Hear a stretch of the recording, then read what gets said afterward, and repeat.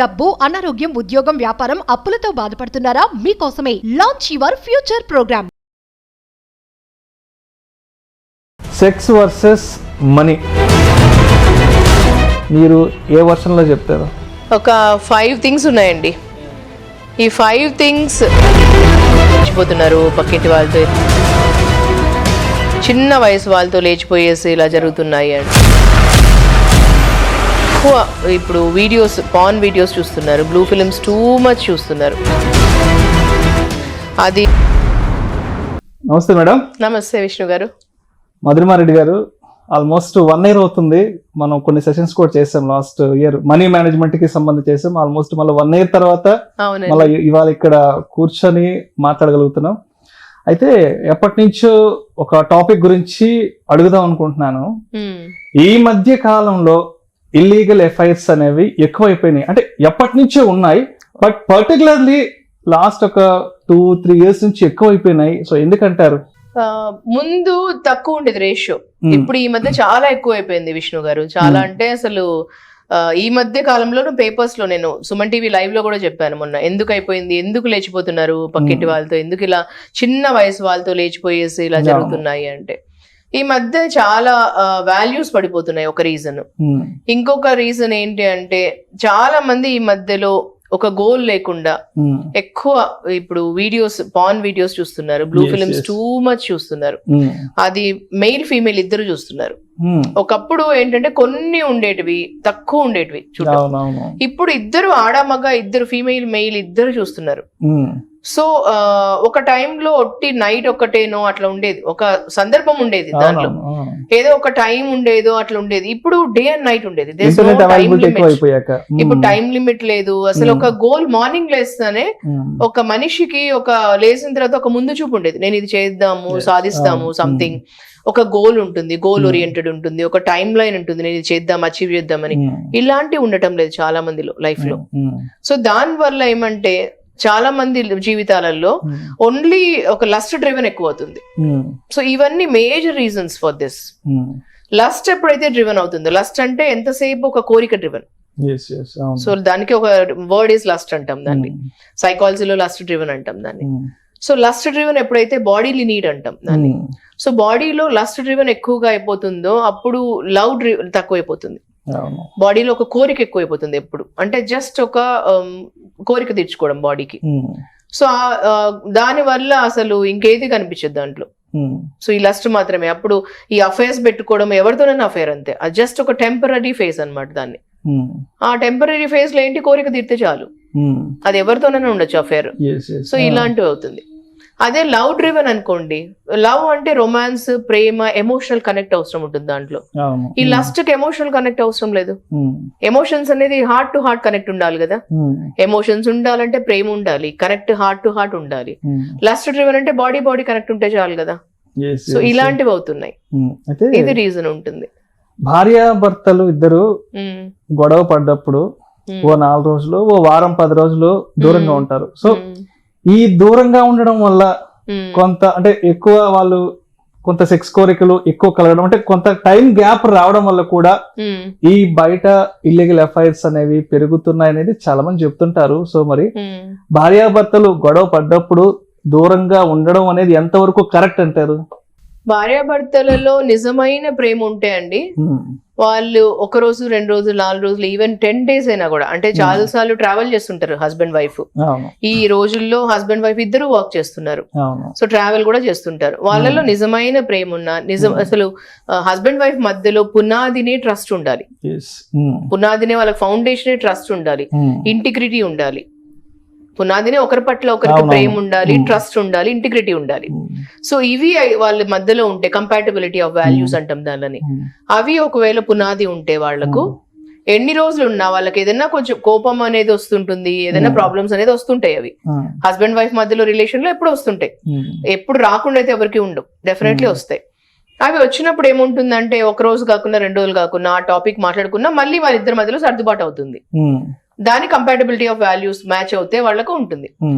లేదు అని అంటే, అది కంపాటబిలిటీ ఆఫ్ వాల్యూస్ లేకుండా, ఇది పునాది ట్రస్ట్ అనేది లేకుండా ఉంటే వాళ్ళకు, సో ఆ గ్యాప్ పెరుగుతూ ఉంటుంది. ఆ గ్యాప్ పెరుగుతున్నప్పుడు ఏమవుతుందంటే, అప్పుడు ఆ టైంలో బయట వాళ్ళది అవుతుంది. ఆ గ్యాప్ లో హస్బెండ్ కూడా బయట వాళ్ళని చూసుకుంటుంటారు. అప్పుడు బయటలో ఎవరితో కొంచెం అఫెక్షన్ పెరిగినా బయట వాళ్ళతో అఫేర్ పెరుగుతుంది. వైఫ్ కూడా అలాగే ఉంటుంది. వాళ్ళు వర్క్ చేసే దగ్గర కానీ ఇంకెవరితో అన్నా కొంచెం సాఫ్ట్ గా మాట్లాడినా, కొంచెం ఎమోషనల్ ఎవరితోనైనా కనెక్ట్ అయినా కూడా వాళ్ళు కూడా కనెక్ట్ అవుతారు. ఇలా జరుగుతున్నాయి. అక్కడ స్లోగా కనెక్ట్ అయ్యే దగ్గర 1 రోజు, 2 రోజులు, 3 రోజులు తెలియకుండా ఎవరికి జరగదు. హస్బెండ్ కు తెలియకుండా ఏది జరగదు, వైఫ్ కు తెలియకుండా ఏది జరగదు. నేను గతంలో మాట్లాడిన వీడియోస్ లో కూడా చాలా సార్లు చెప్పాను, షోస్ లో కూడా, తెలియకుండా హస్బెండ్ వైఫ్ కు ఏది జరగదు, వాళ్ళకి తెలిసే జరుగుతుంది ఏదైనా. సో అప్పుడు దాన్ని బట్టి ఒక రోజుకు క్లోజ్ అవుతారు. ఆ క్లోజ్నెస్ అఫేర్ వరకు వెళ్తుంది. ఆ అఫేర్ అక్కడ ఆగదు, ఫిజికల్ రిలేషన్ కూడా పెరుగుతుంది.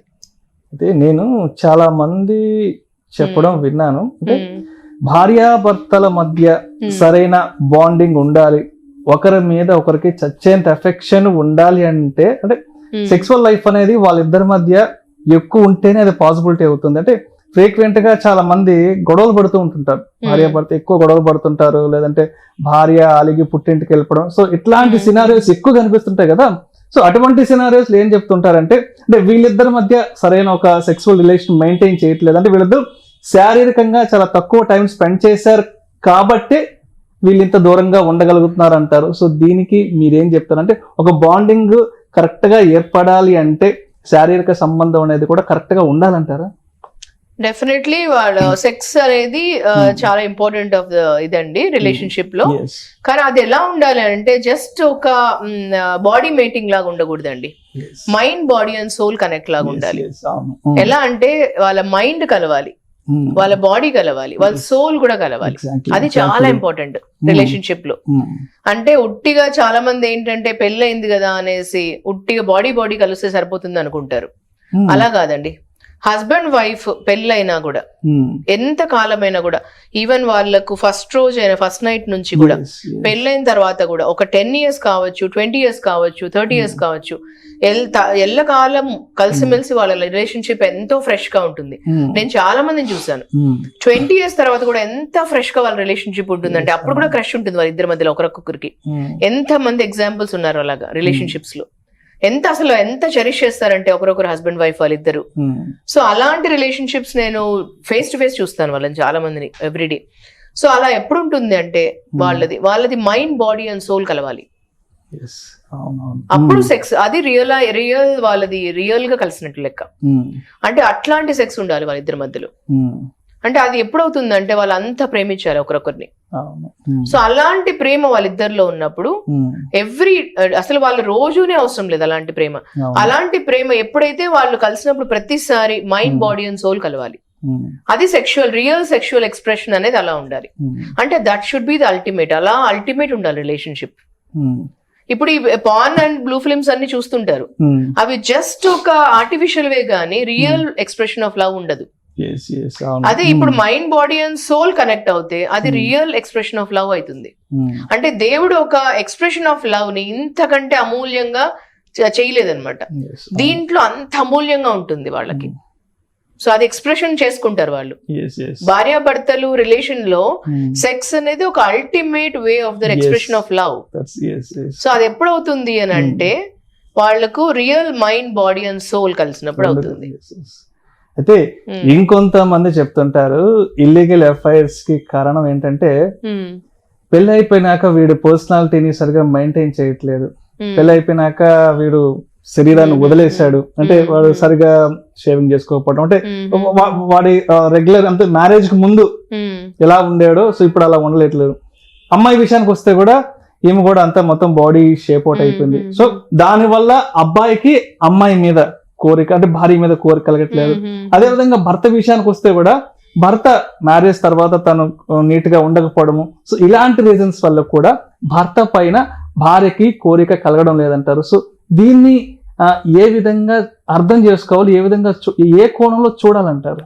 సో గుడ్ క్వశ్చన్ అండి. నాకు కూడా చాలా మంది క్లయింట్స్ ఇట్లా చెప్తున్నప్పుడు మేము చెప్తాం నేను చెప్పాలనుకుంటేది ఏంటంటే, ఇలాంటి ఇష్యూస్ ఉన్నప్పుడు ఏం చెప్పాలి అంటే వాళ్ళకి ఫస్ట్ అండ్ ఫార్మోస్ట్ వాళ్ళలో ఓపెన్ కమ్యూనికేషన్ ఉండాలి, వాళ్ళలో ఓపెన్ డిస్కషన్ ఉండాలి. భార్యాభర్తల మధ్యలో వాళ్ళు డైరెక్ట్ గా చాలా మందికి సిగ్గు బిడియం ఇలాంటివి ఉంటాయి పార్ట్నర్స్ తో. అలాంటివి కాకుండా ఏదైనా ఓపెన్ గా చెప్పే విధానంగా చెప్పుకోవచ్చు, డిస్కస్ చేయాలి. సో అలా ఉన్నప్పుడు ఏమవుతుందంటే ఇప్పుడు సహజంగా ఏమవుతుంది, ఒక టైం తర్వాత ఎప్పుడైనా చూడండి ఫిజికల్ బ్యూటీ, ఎనీబడీకి ఫిజికల్ బ్యూటీ మనము 20s లో 15 లో టీనేజ్ లో ఉన్నలాగా ఎప్పుడు ఉంటాం.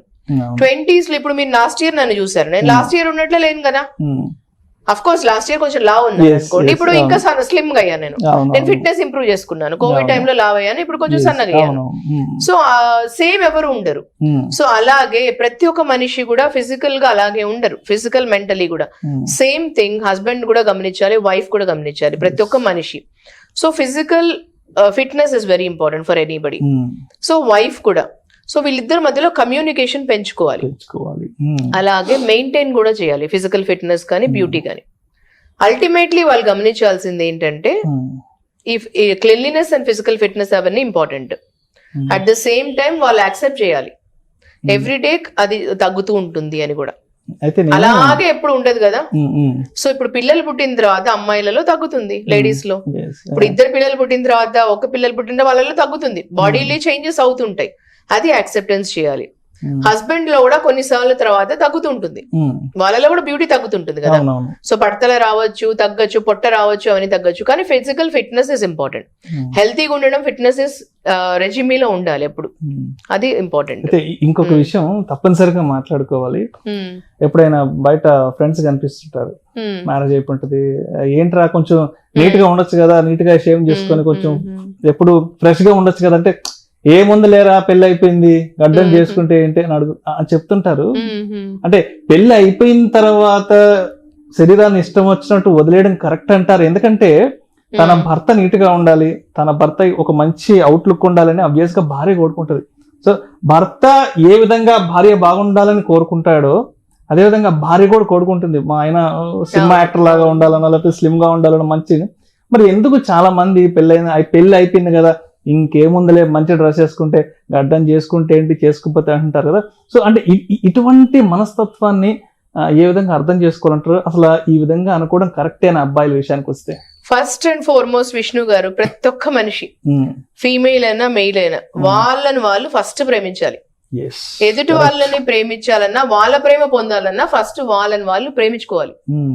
వాళ్ళు షేవ్ చేసుకోవడము, వాళ్ళని ఫస్ట్ అద్దంలో చూసుకుంటారు కదా వాళ్ళు మార్నింగ్ లేస్తేనే, మరి వాళ్ళు అందంగా ఉండాలి కదా. ఇప్పుడు పెళ్లి అయిపోయింది కదా, ఆ గడ్డం ఉంటే ఎంత లేకుంటే ఎంత ఇట్లాంటివన్నీ అనుకునే వాళ్ళు ఫస్ట్ వాళ్ళని అద్దంలో చూసుకుంటే వాళ్ళు బాగుండాలి కదా. వాళ్ళు షేవ్ చేసుకుంటే వాళ్ళు అందంగా ఉంటారు కదా. సో దానికోసం వాళ్ళు ప్రేమించుకోవాలి కదా.